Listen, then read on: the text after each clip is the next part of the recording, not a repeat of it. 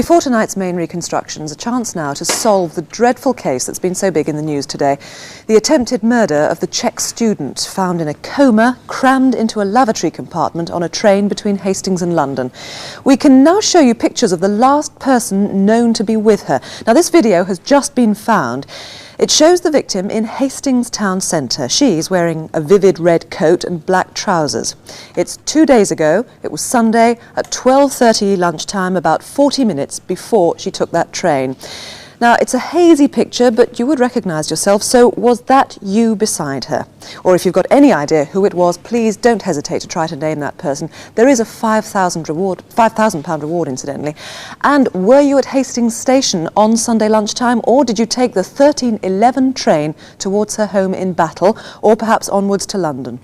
0500 600 600 or phone the British Transport Police on 0171 387 0354. That's 0171 387 0354. A ticket officer from South Central Railways was making routine checks at Alpenton station on Sunday the 25th January 1998 when he discovered the unconscious 18-year-old Czech student. She had been sexually assaulted, choked with a ligature and found in a pool of blood with severe head injury slumped inside a toilet cubicle. The attempted murder was also linked to an attack on a Hastings schoolgirl who was stalked coming off the train 12 hours later.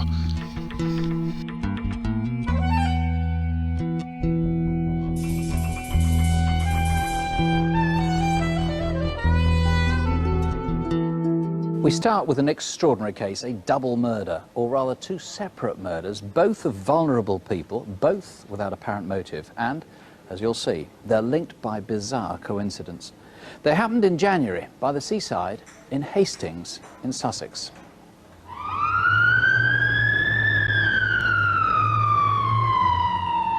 Thinking about Clare, since her death, my family have to face reality, whereas before, that side of life was a fiction. I think that the criminal and the victim are somehow drawn together.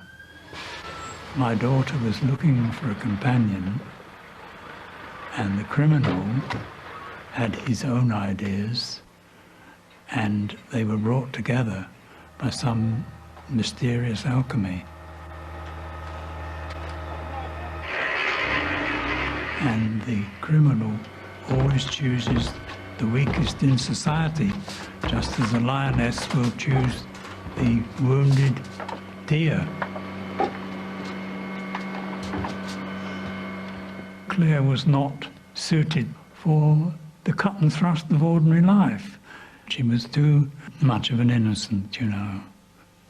I had this plan in my head to try and rehabilitate her, if you like. I blame myself deeply for letting her drift on in her own sweet way.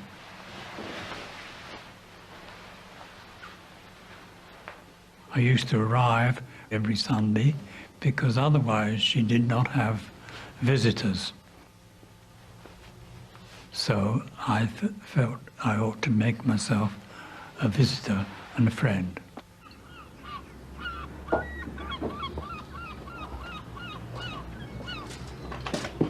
Basically, I was taking her out because she'd mentioned that she was depressed. I think she felt the loneliness of it. In the basement, she was isolated from the rest of the community, and I think that depressed her. Now then, where would you like to go? Each Sunday they went shopping, and then Clare's father would take her for high tea. That day they went to Littlewoods, where there's a cafe in the store. They got back to Clare's flat in Cornwallis Gardens around 5 p.m.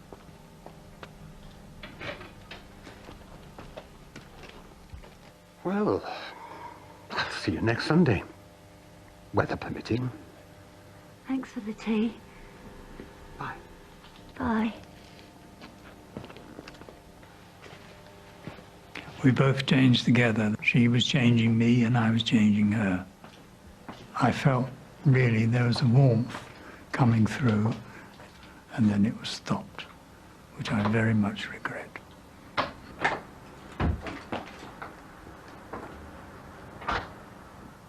I was stopped in midair. About an hour and a half later, a jogger ran down Cornwallis Gardens. Was this you? 6 feet tall, mid-20s, with sandy blonde hair. Then, half an hour later, opposite Clare's flat. Well, I was going to pick up my boyfriend, and there's not normally many places to park the car, but luckily there was about 3 car spaces, so I just pulled in. And as I did, I saw a car in front of me, facing me, with its engine running and the lights on. It was similar to a red Escort, can't be sure, and the headlights were square. It makes me think that either somebody was sitting in the car waiting for somebody to come out of the flat, or that they were maybe in a hurry and they were just nipping in to get something and come back out, and that's why they left the car running with the lights on. Whose was this red saloon? Neighbours reported the fire at 7:15. Clare Letchford was found dead from smoke poisoning.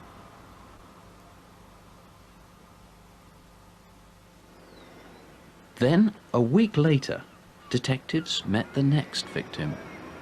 It's so terrible for someone to die in a house fire like that. Awful. Terrible. Could I just take your name and address in case we have to contact you later? Yes, of course. Thanks very much. It's Mrs. Beryl O'Connor, Dorney O'Connor, and it's 53 Clifton Court, Holmesdale Gardens. It's just over there. Fine. Thanks very much. Thanks for all your help. You're very welcome. Thank you. Here, let me give you a hand. Oh, thanks very much. Just about to go and buy some ciggies. It was certainly ironic, but it was also very, very tragic. And we're talking about another victim. And then the following day, she herself becomes a victim. I've worked on several murder inquiries in my career. Certainly that has never happened to me before, and I hope that it never happens again.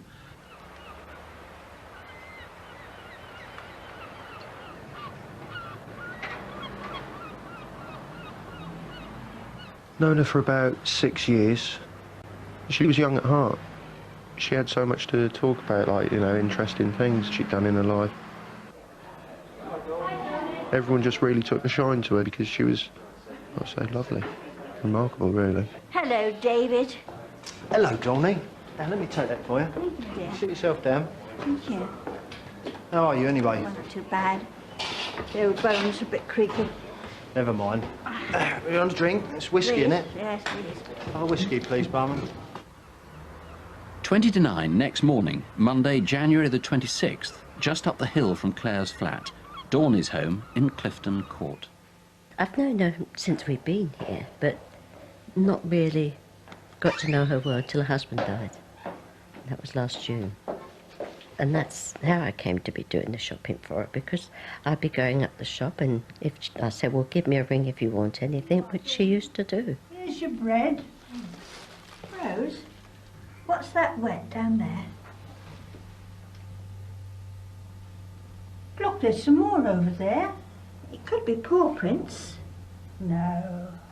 If it had been water, I thought, well, it maybe dried up or disappeared. So I was a bit worried. Come on. Let's go and check the rest of the flat. You just don't know who comes in and out. If it had been on my door, I don't know what I would have done. That's why I was worried, because she's on her own up there. She couldn't, move quick.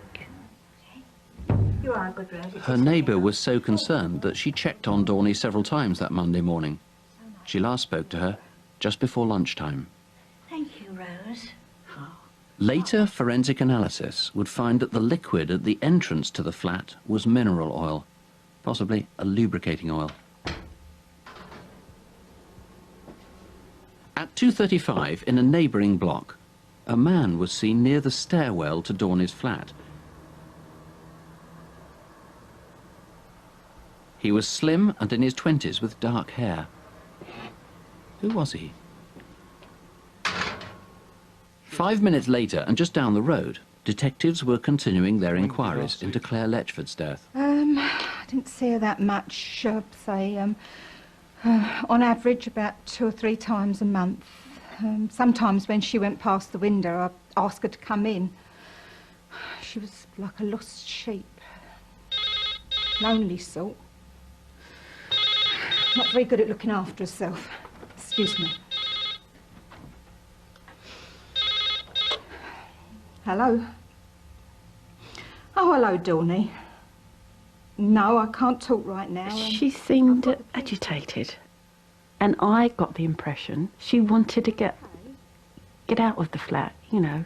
OK, I'll see you in a minute. The day was so muddled up, what with the police coming to tell me about Clare and then Dawn ringing. It completely went out of my head. When the police come for the second time and told me that Dawney was dead, and I nearly passed out. There were 2 lovely, lovely, lonely people, and now they won't be there anymore.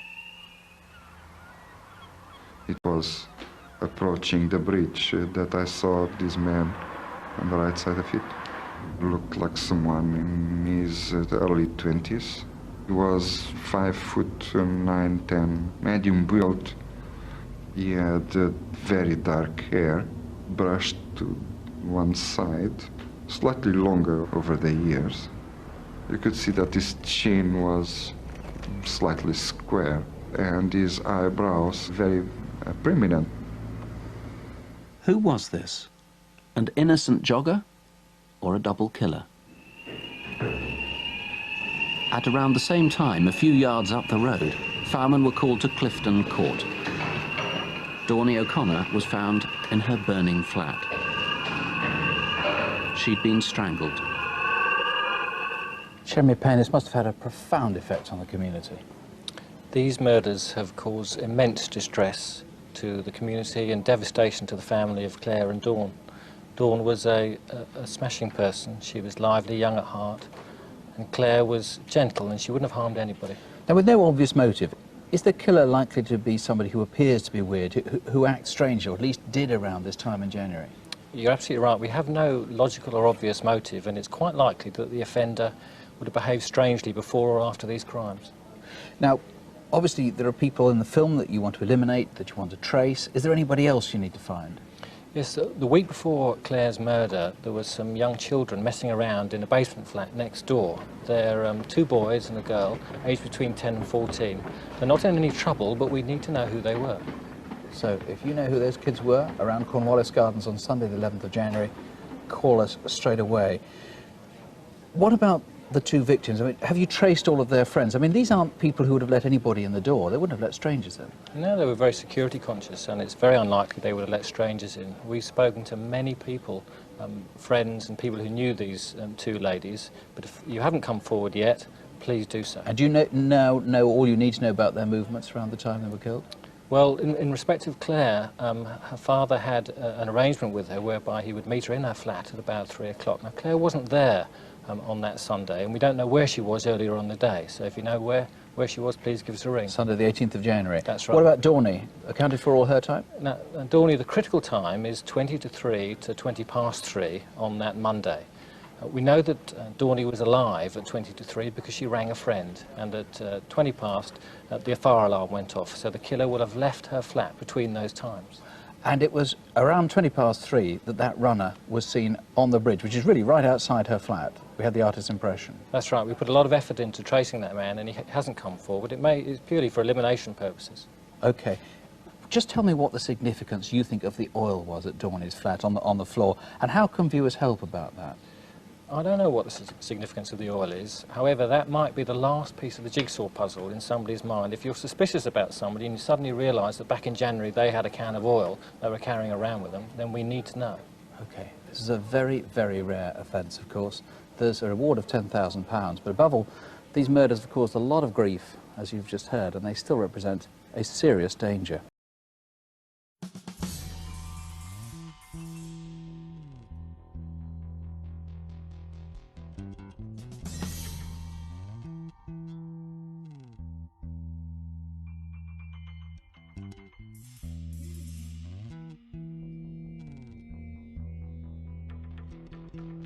On the 17th of September 2010, Broadmoor Psychiatric Hospital patient 37-year-old Graham Fisher was found guilty of the murders of Clare Letchford, Beryl O'Connor and the attempted murder of the Czech student. Fisher was arrested for a knife-point attack on 2 Spanish students in Eastbourne in May 1998. Halfway through his sentence, he was transferred to Broadmoor Hospital under the Mental Health Act, where he confessed to the murders and the attempted murder to a prison psychiatrist. Fisher also confessed to 2 unreported rapes in 1991 and cutting a piece of Clare Letchford's arm and eating a piece of her flesh. He was questioned by police after the murders but was deemed too unfit to be interrogated, and due to no forensic evidence was released. In 1993 he was arrested and sentenced to 2 years for strangling his girlfriend and burning her son's genitals with a cigarette, and released in 1995. Okay, so let's break down that series of crimes. On the 18th of January 1998, Graham Fisher murdered Clare Letchford in her home. 7 days later, on the 25th of January, he battered and attempted to murder the Czech student on a train. The next day, on the 26th of January, he murdered Beryl O'Connor. So within a space of 8 days, he murdered 2 women and attempted to murder another. Graham Fisher did not get caught for these crimes. He confessed to them. He was clearly forensically aware. So the question becomes, what other crimes could Graham Fisher have committed? The best year to start would be 1997. The best place to start would be Hastings.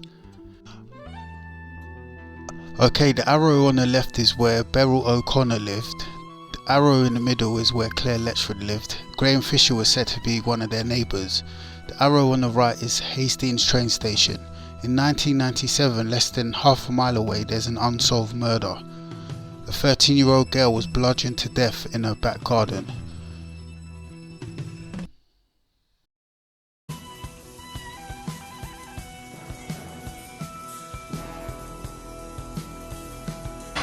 Good evening. It was a crime that shocked us all. A 13-year-old girl battered to death on her doorstep and in broad daylight.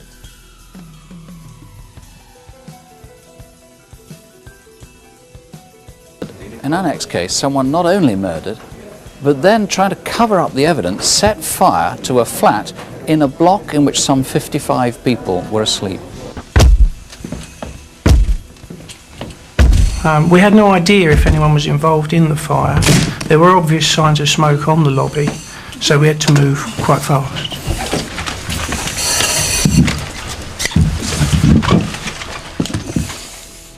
When firemen found Joy, she was already dead.